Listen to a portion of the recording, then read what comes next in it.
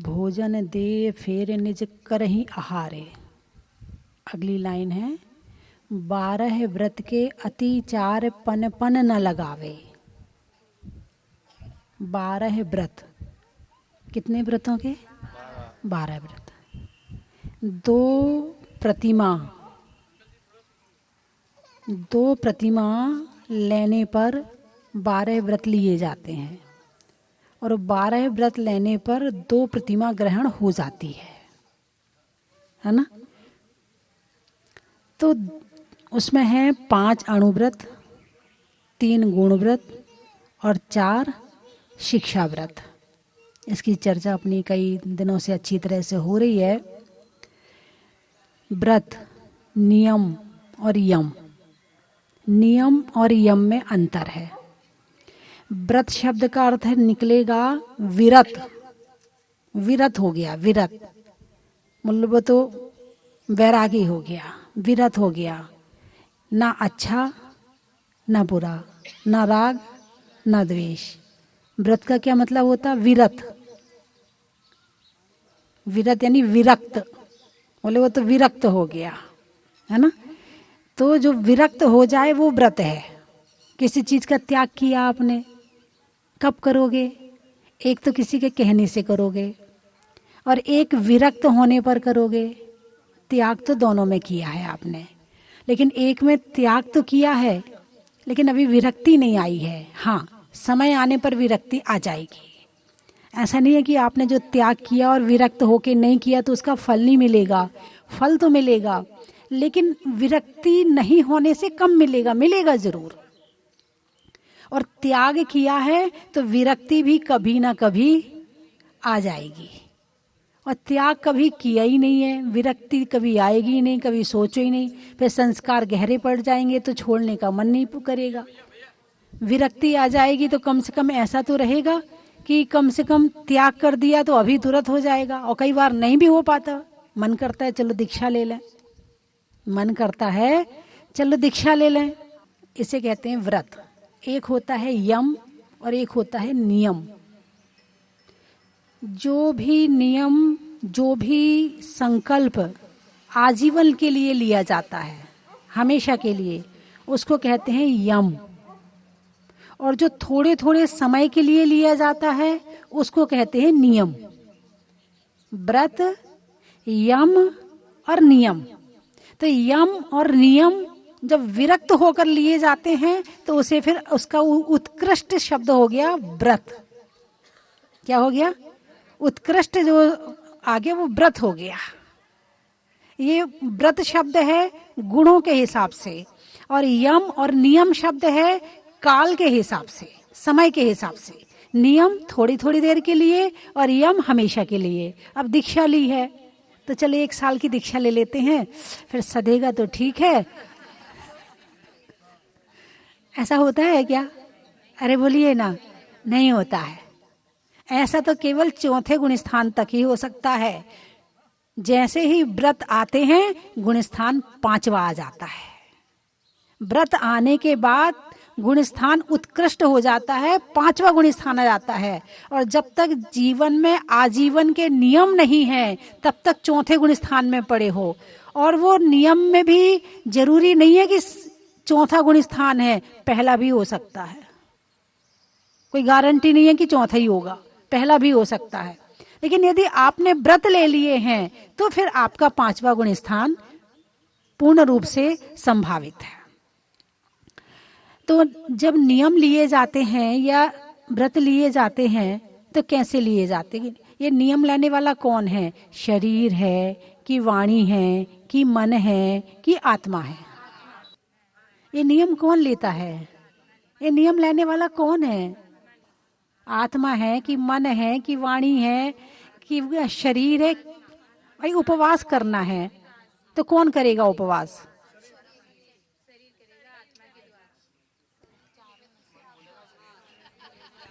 उपवास कौन करेगा? देखो, सबसे अच्छी बात इसकी परिभाषा समझो। उपवास, उप यानी निकट, वास यानी निवास करना। जब आत्मा के निकट वास किया जाए तो उसका नाम है उपवास। ठीक है। अब जैसे आपने भोजन का त्याग किया, तो आपके भोजन के त्याग से आपकी गृहस्थी के बहुत सारे काम छूट गए। मान लो घर में देवरानी जिठानी है और देवरानी ने उपवास किया, तो जिठानी कहेगी आज तू रहने दे, काम मत कर, आज मैं कर लूंगी, आज तेरा उपवास है। तो तुम्हारा भोजन बनाना छूट गया। फिर तुम अपने कहाँ बैठ गए, माला फेरने बैठ गए, स्वाध्याय करने बैठ गए, ध्यान करने बैठ गए। चलो अब शाम को मंदिर चलते। शाम को वैसे मंदिर नहीं जाते हैं, आज उपवास है, चलो शाम को भी मंदिर चलते हैं, है ना। उपवास किया, चलो आज पूजा कर लेते हैं। और पूजा भी एक नहीं, आराम से। आकुलता नहीं है। आकुलता क्यों नहीं है? सारी आकुलता तो इसी की रहती है। तो उपवास के दिन आप अपने निकट रहते हैं, और अपने निकट रहने का मतलब उपवास होता है। अब ऐसा नहीं कि चलो आज उपवास है, आज तो एक मूवी देख लेते हैं, आज तो टाइम तो है, पूरा फ्री टाइम है, आज काम वाम तो कुछ करना नहीं है, चलो आज कोई पिक्चर देख लेते हैं, चलो आज वो सीरियल भी बहुत सारे छूट रहे थे वो भी देख लेते हैं ना। यदि आप इन सब में चले गए तो पेट ने तो उपवास किया है, आत्मा ने उपवास नहीं किया है। और उपवास का मतलब है आत्मा को उपवास करवाना, शरीर को भूखा रखना लंघन कहलाता है। जब ऑपरेशन होता है तो डॉक्टर क्या कहता, 24 घंटे पहले कुछ खाना मत, कुछ पीना मत। तो क्या आप उसको उपवास कहोगे? क्यों नहीं कहोगे उसको उपवास? क्योंकि वो लंघन है। आपने मन से त्याग नहीं किया, आपने संकल्प नहीं लिया कि मैं इसलिए कि मैं आज हमारा नमोकार का व्रत है, या आज हमारा 10 लाक्षणी का व्रत है, या अष्टमी का व्रत है, या चतुर्दशी का है, या कर्म दहन के उपवास हैं। आपने इसलिए त्याग नहीं किया है, आपने त्याग किया है कि कल ऑपरेशन होना है इसलिए त्याग किया है। या फिर डॉक्टर ने कहा देखो पेट बहुत खराब हो रहा है, अब एक दिन आपको कुछ नहीं खाने पीना है, कुछ नहीं खाना पीना। तो आपने क्यों त्याग किया? पेट खराब है, शरीर के लिए। तो इसका नाम उपवास नहीं है। और संकल्प कौन लेता है? भाई उपवास करना है तो संकल्प शरीर ने लिया कि मन ने लिया? मन ने लिया, है ना। अब माता जी ने बिहार किया, 8-9 किलोमीटर आए, और आपसे अकेले कह दिया जाए कि जाओ वो नैनो फार्म हाउस में पैदल जाओ, अरे बोलिए ना, जाओगे? नहीं जाओगे। तो कौन आया लेकर के आपको? आपकी आत्मा, आपके भाव, आपके विचार, आपका मन, है ना। हमारा विहार खींचे खींचे चले आए, पीछे पीछे पीछे पीछे। माता जी आगे आगे दौड़ गए, पीछे हो गए तो भाई दौड़ लगाओ, पीछे हो गए जल्दी आगे भागो, है ना। ये क्या एक डोर बंध गई है। अब आप भले खुद से नहीं बंधे हैं, टारगेट क्या है? माता जी। आपने पकड़ लिया, किससे पकड़ा? भाव से पकड़ा, शरीर से नहीं पकड़ा, भाव से पकड़ा है। और भाव से पकड़ा हुआ ही सही पकड़ा हुआ कहलाता है। शरीर से तो जेल में बिठाते ना, बांध बांध के जंजीर, लेकिन भाव से वो पकड़ा हुआ है क्या? वो भाव से नहीं पकड़ा हुआ है। भाव तो उसके बाहर ही घूम रहे हैं, अपने परिवार में, अपने मित्रों में, अपने घर में। ताले में जरूर बंद कर दिया है, वो ताले में बंद होकर भी बंद नहीं है ना।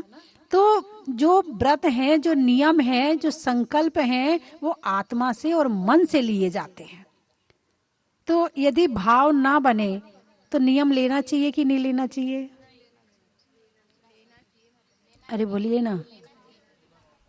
यदि भाव ना हो तो नियम लेना चाहिए कि नहीं लेना चाहिए? वैसे कुछ लोगों की, पुरुषों की गर्दन हिल रही है और महिलाएं कह रही लेना चाहिए, है ना। देखो अनादिकाल के विपरीत के संस्कार ज्यादा हैं, इसलिए भाव नहीं होते। क्या? विपरीत संस्कार ज्यादा हैं, इसलिए भाव नहीं बनते। अच्छा मुझे ये बताओ, यदि आपका बच्चा छोटा है और स्कूल जाने का मन नहीं करे, उसके भाव ना हो, तो स्कूल भेजना चाहिए कि नहीं भेजना चाहिए?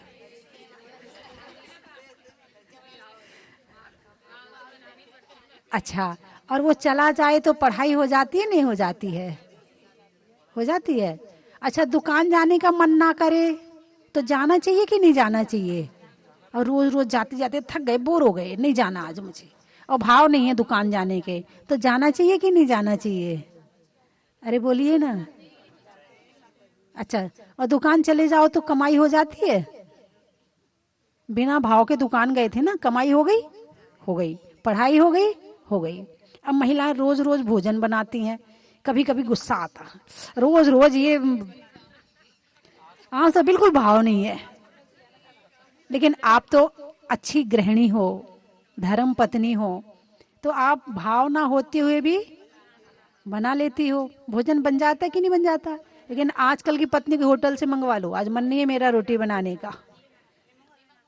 नहीं नहीं, आपकी बात नहीं कह रही, जो आजकल की महिलाएं उनकी बता रही, आज मन नहीं है, रोज रोज हम ही बनाएं क्या? रोज रोज यही काम है क्या मेरा? आजकल की तेज हो रही ना, तो वो किसी से भी कंट्रोल में नहीं आती है।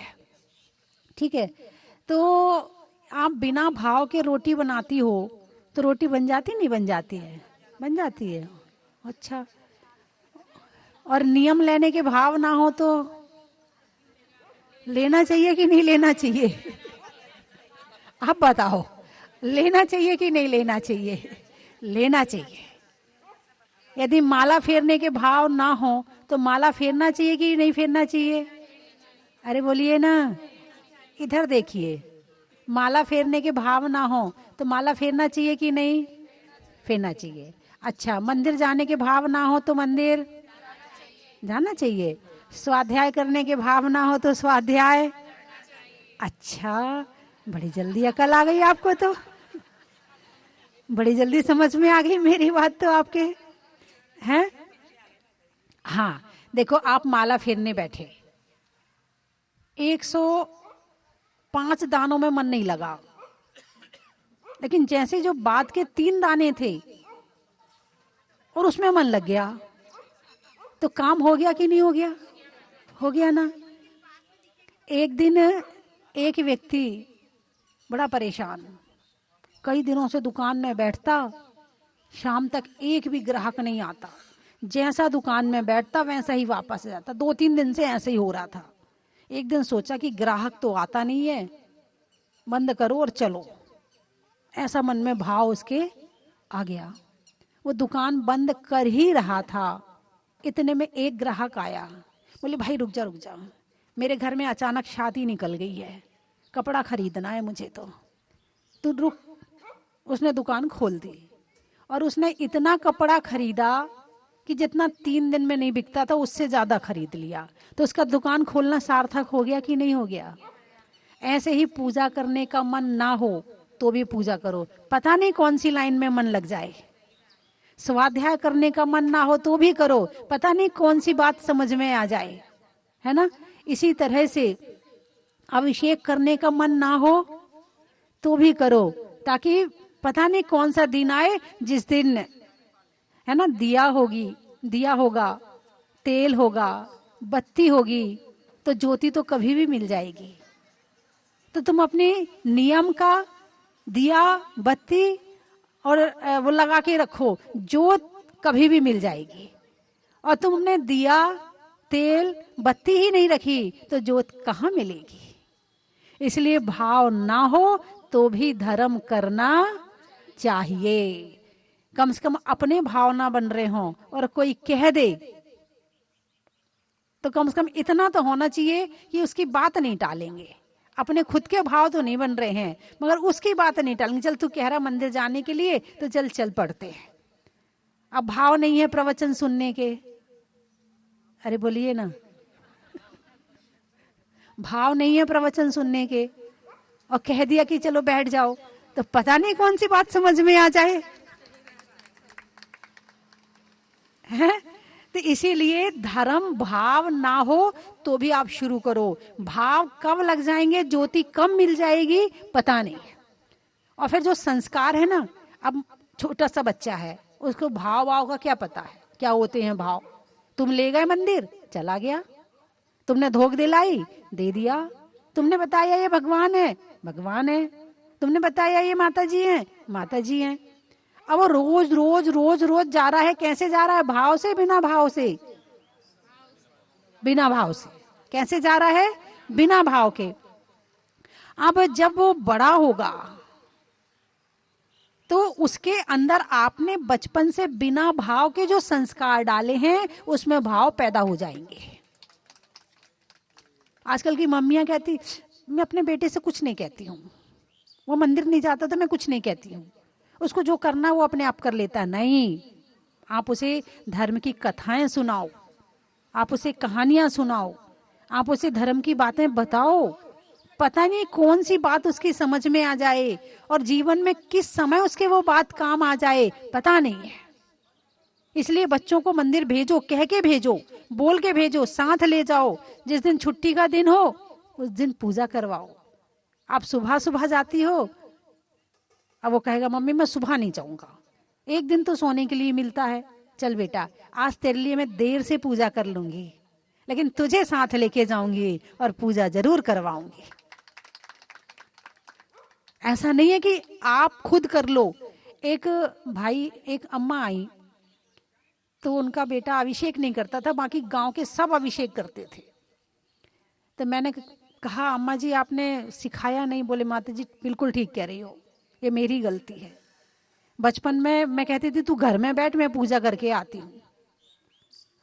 अब वो बचपन वाली बात अब याद आ रही है कि बचपन में मैंने इससे कहा नहीं। यदि बचपन में संस्कार डाले होते तो आज मुझे कहने की जरूरत नहीं पड़ती कि माता जी इसको नियम दे दो कि आप अभिषेक किया करो। माँ के संस्कार बच्चों के जीवन में बहुत काम करते हैं। अष्टमी चतुर्दशी आए, बेटा आज अष्टमी है रात में नहीं खाना, बेटा आज चतुर्दशी है रात में नहीं खाना, बेटा आज चतुर्दशी है हरी नहीं बनेगी घर में, आलू नहीं बनेंगे घर में। अब वो धीरे धीरे धीरे करके उसमें ढल जाएगा। और तुम यदि कुछ तुम खुद ही खाओगे, तुम्हारा खुद का ही कोई नियम नहीं है, तुम खुद ही रात्रि भोजन नहीं छोड़ रहे, रोज तुम अपने रात्रि भोजन ना अष्टमी देखते, ना अष्टानिका देखते, ना चतुर्दशी देखते, तुम्हें कुछ का पता नहीं है, तो तुम अपने बच्चों में क्या संस्कार दोगे? कल से अष्टानिका पर्व लग रहा है, क्या कल से अष्टानिका पर्व लग रहा है। ये पर्व विशेष कहलाते हैं। इन दिनों में किया गया पुण्य चौगुना फल देता है और इन दिनों में किया गया पाप वो भी चौगुना फल देता है, ध्यान रखना। इसीलिए अष्टानिका पर्व में ज्यादा नहीं तो 8 दिन रात्रि भोजन नहीं करना। चतुर्मास का समय आ गया है, चतुर्मास की स्थापना होने वाली है, कीड़े मकोड़ों का समय आ गया है, कीड़े मकोड़े जीव जंतु खूब होने वाले हैं, है ना। तो ऐसे समय में कम से कम 4 महीने का रात्रि भोजन त्याग कर दो। क्या होगा? रात्रि भोजन त्याग कर दोगे तो ऐसा तो नहीं कि नमो सिद्धाड़म हो जाएगा। दिन में खाओ, दिन में तैयारी ऐसे करो, ऐसी सेटिंग बिठाओ कि दिन में भोजन हो जाए, है ना। इससे क्या होगा? आपका धर्म भी हो गया और इन दिनों बारिश के मौसम में पेट के पाचन शक्ति भी कमजोर हो जाती है, हाँ या ना है। और पाचन शक्ति कमजोर हो जाती है, तुम खाते हो और सो जाते हो तो और पेट खराब हो जाता है। सर्दी आती है खाने के लिए, गर्मी आती है पीने के लिए और बरसात आती है त्याग के लिए। और जो इन नियमों का पालन कर लेता है वो लंबे समय तक अपने स्वास्थ्य को बनाए रखता है। तो कम से कम 4 महीने का रात्रि भोजन तो त्याग होना ही चाहिए। और जो इन 4 महीने में कर लेगा तो कभी भाव बनेंगे कि चलो अब 4 महीने नहीं खाए, अब काय को खाना है। और ऐसे धीरे धीरे धीरे धीरे करके आप नियमों की सीढ़ी चढ़ते चढ़ते एक दिन ऐसे हो जाओगे कि आपको लगेगा अरे मैं इतना बदल गया, हम तो ऐसे थे ही नहीं, पता नहीं धीरे धीरे कैसे बदल गए। अपने आप ही धीरे धीरे भाव पैदा होते जाएंगे। एक सीढ़ी पे पैर रखोगे तो दूसरी सीढ़ी नजर आएगी, दूसरी पे रखोगे तीसरी नजर आएगी, और एक पर ही नहीं रखोगे तो दूसरी सीढ़ी में कैसे चढ़ोगे। इन दिनों में मक्खियां भी बहुत होती हैं, बाजार का खाना है कितना अशुद्ध हो जाता है। वही मक्खी जो है गंदगी में बैठ रही है और वही मक्खी वो ठेले में जो चाट पकौड़ी है उसमें बैठ रही है, और फिर तुम बड़े स्वाद ले लेके खाते हो उसको, वो सारा तुम्हारे पेट में चला जाता है, गया काम से। गंदा भोजन करने से बचना है तो कम से कम बारिश के समय में मत करो। इन दिनों लाइट भी बहुत जाती है ना। रात्रि भोजन का त्याग क्यों बताया है? कहीं ना कहीं भगवान महावीर को सब कुछ दिखता है, केवल ज्ञानी है। और केवल ज्ञानी भगवान जो कह रहे हैं उसमें कहीं शंका की गुंजाइश है ही नहीं है। एक बार की बात बताऊं आपको। एक जगह बिहार चल रहा था, तो एक चौका लगाया एक परिवार ने, सबने आहार दिया। एक व्यक्ति, वो उनका जो परिवार का मुख्य प्रमुख मेंबर था, वो भी आ गया। बोले चलो माता जी को मैं भी आहार दे देता हूँ। तो मैंने कहा हूँ, मंदिर का नियम चला जाऊंगा, माला का नियम फेर लूंगा, रात्रि भोजन का नियम। तो अब थोड़ा सोचा, मैंने कहा भाई थोड़े दिन का ले लो, ज्यादा नहीं ले पाते हो, थोड़े दिन का ले लो। बोले ठीक है, आप कह रही हो तो 1 महीने का ले लेता हूं। तो मेरे कहने से, अभी विरक्ति नहीं आई है, मेरे कहने से उसने नियम ग्रहण कर लिया और रात्रि भोजन नहीं किया। वहां से 2-4 दिन के बाद हमारा बिहार हो गया, दूसरे गांव में पहुंचे हम। 15 दिन के बाद वो आया हमारे पास, बोले बहुत फायदा हो गया। मैंने कहा क्या फायदा हो गया? बोले आपने जो नियम दिया ना उसका फायदा हो गया। मैंने कि मैंने, अब मुझे तो याद रहता नहीं मैंने कौन सा नियम दिया, क्योंकि रोज ही देती रहती हूँ, तो मैंने कौन सा नियम दिया उस दिन याद नहीं रहा। बोले आपने रात्रि भोजन का त्याग करवाया था, 1 महीने का भी तो 15 दिन हुए हैं। तो मैंने कहा क्या फायदा हुआ आपको?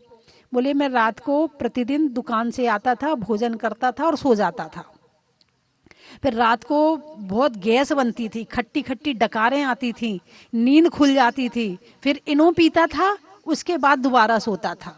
लेकिन जिस दिन से रात्रि भोजन का त्याग किया है, बीच में एक बार भी नींद नहीं खुलती है, ना गैस बन रही है, ना खट्टी डकारें आ रही हैं। तो स्वास्थ्य की दृष्टि से देखा जाए तो भी रात्रि भोजन का त्याग करना चाहिए, है ना। और धर्म की दृष्टि से देखा जाए तो भी करना चाहिए। उन जो शादी वाली घोड़ी होती है ना, तांगे में उसने वो लगा ली।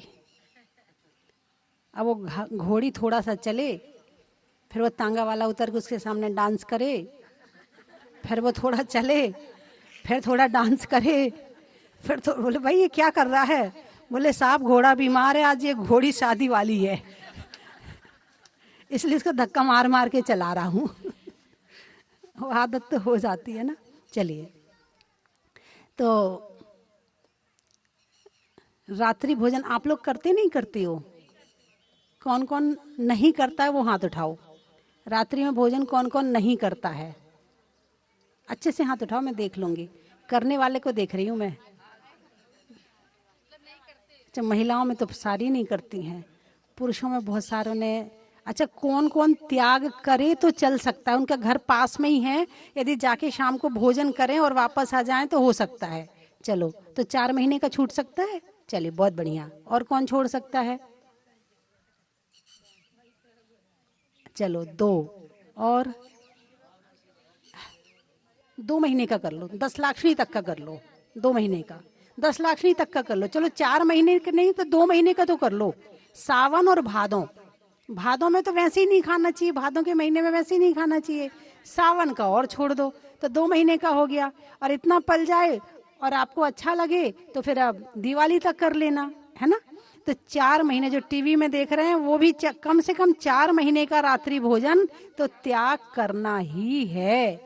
और 4 महीने का आलू प्याज, 4 महीने के लिए, केवल ज्यादा नहीं, अपने ये चतुर्मास का समय है ना, आलू प्याज का, बाजार का खाना, जिन चीजों से आप बीमार हो सकते हो, जिनसे आपका स्वास्थ्य खराब हो सकता है, ऐसी चीजें छुड़वा रही हूँ आपसे मैं।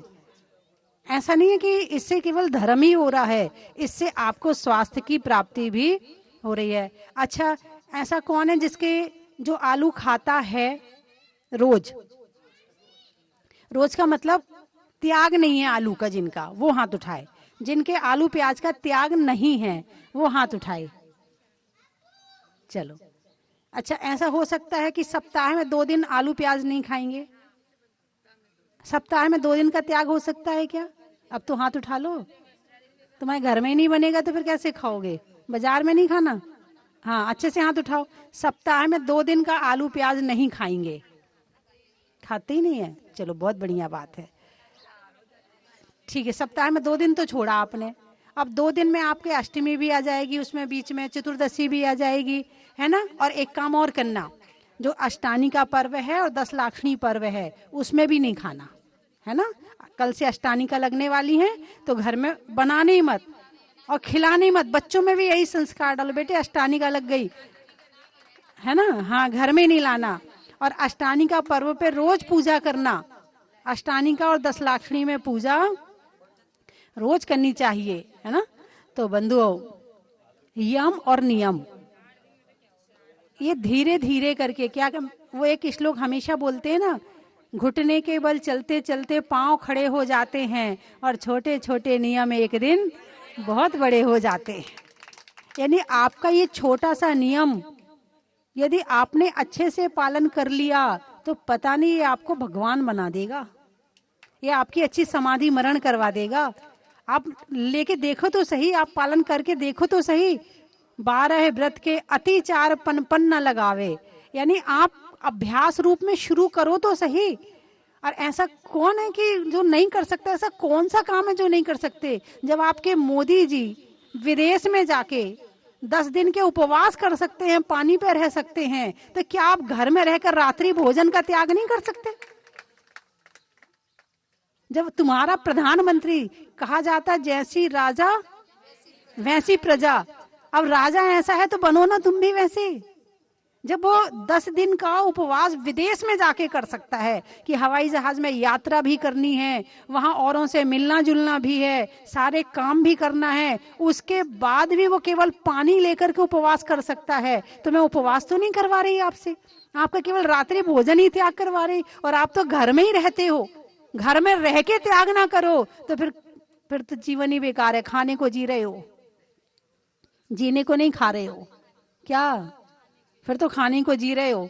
जो रात को नहीं छोड़ पा रहा वो क्या गए, है ना।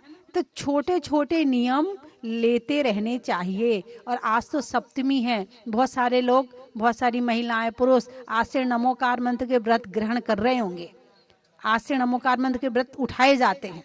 7 सप्तमी, 9 नौमी, 5 पंचमी और 14 चौदस, है ना। नमोकार मंत्र के 35 अक्षर के 35 व्रत होते हैं।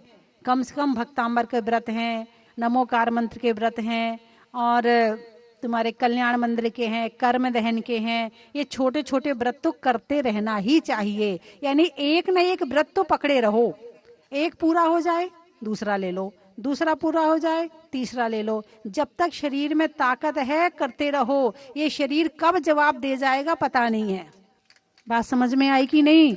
ये शरीर कब जवाब दे जाएगा पता नहीं है। इसलिए सप्ताह में एक व्रत तो करते ही रहना चाहिए, ताकि इस शरीर को भी सही बना रहता है और नियम व्रत भक्ति भी होती रहती है। और संकल्प में बड़ी शक्ति है। एक महिला है, उसने मुझे आके बताया, बोले मुझे थायराइड की प्रॉब्लम हो गई और मैंने कहा मुझे 1234 के व्रत करने, यानी 1234 उपवास। क्या 1234 उपवास करने हैं। अब हो जाते किसी किसी की जिद है, करना है तो करना है। घर वालों ने खूब मना किया, खूब मना किया, वो तो मानी नहीं, उसने कर लिए। और वो उसके जो और बीमारियां भी थी वो भी ठीक हो गई। इसलिए सप्ताह में एक व्रत तो करना ही चाहिए, चाहे पुरुष हो चाहे स्त्री हो। ऐसा नहीं है कि महिलाओं ने केवल पूरा टेंडर लिया है कि धर्म करेंगे ये और बाकी काम करेंगे ये। लेकिन ध्यान रखना, जो धर्म करता है वो फल ही भोगता है। तुम क्या करते हो? कमाई। और दिन भर एसी में कौन रहता है? अरे बोलिए ना, तुम तो गर्मी में घूमते रहते हो और ये अपना एसी का सुख भोगती रहती हैं। अच्छा, तुमने तो कमाए नोट, तुम कितना, तुम्हारे पास कितना सोना है और इनके पास में कितना है? कमाई तुम करते हो और तुम्हारे पास कितने जोड़ी कपड़े हैं और इनके पास कितने जोड़ी कपड़े हैं। और मेहनत तुम करती हो और ये आराम से बैठ के नहीं सोती। नहीं नहीं, काम तो करती हैं, मेहनत तो करती है, ऐसी बात नहीं, धर्म भी करती हैं, चौका भी लगाती हैं, घर वालों की सेवा भी करती हैं, सास ससुर की सेवा भी करती हैं। ऐसा नहीं कि खाली बैठ के खाती हैं, ऐसा नहीं है। लेकिन फिर भी तुम्हारी अपेक्षा इन्हें कम करनी पड़ती है। तुम्हें तो पता नहीं कितनों से माथा फोड़ी करनी पड़ती है, राजस्थान की भाषा में माथा फोड़ी। हाँ यही कहा, यही सुना मैंने, माथा फोड़ी है। ना जाने तुम्हें कितनों से माथा फोड़ी करनी पड़ती, और इन्हें किसी से नहीं यार, हमसे घर में ये तुमसे ही करती, जब कोई नहीं मिलता है तो तुम बाहर वालों से भी माथा फोड़ी करो और इनसे भी करो, तो ये धर्म का पूरा फल भोगती है। जो करेगा सो पाएगा, है ना। तो बंधुओं, जीवन में कम से कम दीक्षा नहीं ले पा रहे हो, कम से कम ज्यादा संयम के मार्ग पे नहीं चल पा रहे हो, तो ये छोटे छोटे से नियम ये आपका ये जीवन भी सफल बना देंगे और आपका अगला जीवन भी सफल बना देंगे। और यदि आपने ये भी नहीं किया, एक बड़ी अच्छी कहानी है कि एक पिताजी अपने बेटे को मेला दिखाने ले गए। बेटा बड़ा खुश, गुब्बारे की दुकान, खिलौनों की दुकान, मिठाई की दुकान, बड़ा मजा आ रहा है। पापा ये भी चाहिए, पापा वो भी चाहिए, पापा ये भी चाहिए, थैला भरवा लिया, बड़ा मजा आ रहा। अचानक भीड़ में, भीड़ इतनी थी कि अंगुली छूट गई पुत्र की, पिता से अंगुली छूट गई। और पापा की अंगुली पकड़ के चल रहा था। क्या छूट गई? अंगुली छूट गई। अब छूट गई, अब पिताजी कहीं और बेटा कहीं। मेला वो ही था। अब बेटा रो रहा है। क्या? बेटा परेशान हो रहा है, बेटा रो रहा है। क्यों? अंगुली तो छूटी है, एक छोटी सी इतनी सी अंगुली तो थी, इतनी सी तो अंगुली थी। कोई अंगुली बड़ी चीज है क्या? इतनी सी तो अंगुली छूटी है, कोई बात नहीं, छूट गई तो छूट गई। लेकिन नहीं, अब वो परेशान, रोए जा रहा, रोए जा रहा, रोए जा रहा। ऐसे ये संसार एक मेला है, और इस संसार के मेले में देव शास्त्र गुरु की अंगुली पकड़कर जब तक चलोगे, तुम्हारा ये भाव भी ठीक रहेगा और अगला भी ठीक रहेगा। और जिस दिन धर्म की अंगुली छोड़ दोगे, उस दिन तुम्हारा ये भाव भी खराब है और अगला भाव भी खराब है। इसीलिए जीवन में सब कुछ छूट जाए, मगर धर्म नहीं छूटना चाहिए। धर्म छूटने के बाद तुम कहीं के नहीं हो। तुम्हें लग रहा होगा कि आज मेरे पास में सब कुछ है, मुझे क्या करना धर्म करके। भगवान की कृपा से सब है, गाड़ी है, बंगला है, कोठी है, पत्नी है, बहू है, बेटा है, अच्छे रिश्तेदार हैं, ये है, वो है, साथी हैं, मित्र हैं, सब कुछ है। लेकिन ध्यान रखना, जिस दिन पुण्य की पेटी खाली हो जाएगी, उस दिन ये कुछ भी नजर आने वाले नहीं है। जहाजपुर में आके बहुत अच्छा लगा। यहाँ की व्यवस्थाएं तो सभी देखते हैं और व्यवस्थाएं बहुत अच्छी हैं, लेकिन यहाँ की जो बरगनाएं हैं उनको ग्रहण करना बहुत अद्भुत लगा।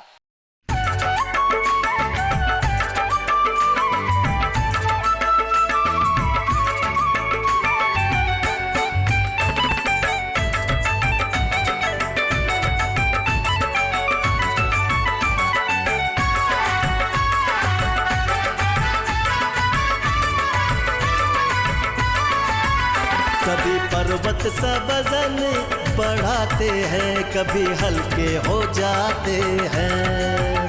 कभी पर्वत सा वजन बढ़ाते हैं, कभी हल्के हो जाते हैं। अपने भक्तों का मान बढ़ाते हैं, पल में हल्के हो जाते हैं। अपने भक्तों का मान बढ़ाते हैं, पल में हल्के हो जाते। चन की थाल को सजाओ रे आज, रत्नों की थाल को भर लाओ रे आज। आओ आओ करे रे गुणगान आरती भगवन की।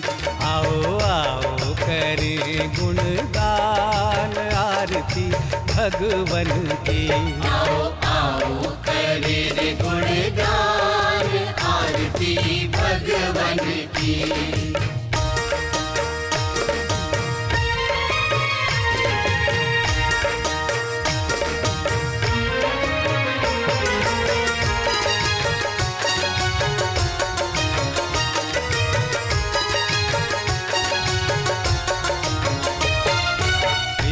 सुमित्र के राज दुलारे, माँ पद्मा जी के नैनों के तारे।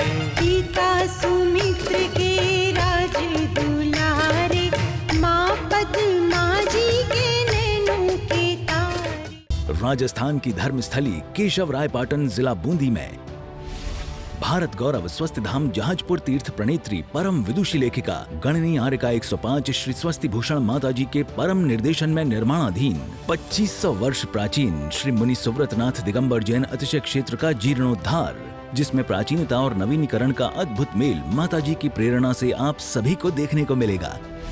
तो फिर देर किस बात की, क्योंकि 100 नए मंदिर बनाना और एक प्राचीन तीर्थ का जीर्णोद्धार कराने का फल बराबर है। तो इस पुण्य के कार्य में अपने द्रव्य का सदुपयोग कर पुण्यानुबंधी पुण्य का सृजन अवश्य करें। निर्माण सारथी 1,11,000 रूपए, निर्माण मित्र 51,000, निर्माण सहयोगी 31,000 एवं निर्माण शिला योजना हीरक शिला 51,000, रत्न शिला 31,000, स्वर्ण शिला 21,000, रजत शिला 11,000, ताम्र शिला 5100, सामान्य शिला 2100 रूपए। निम्न प्रकार की योजनाओं से जुड़कर अपने कल्याण का माध्यम बने। दान देने हेतु खाता विवरण निम्नवत है। अधिक जानकारी हेतु संपर्क करें 8306423108 और 9351996323।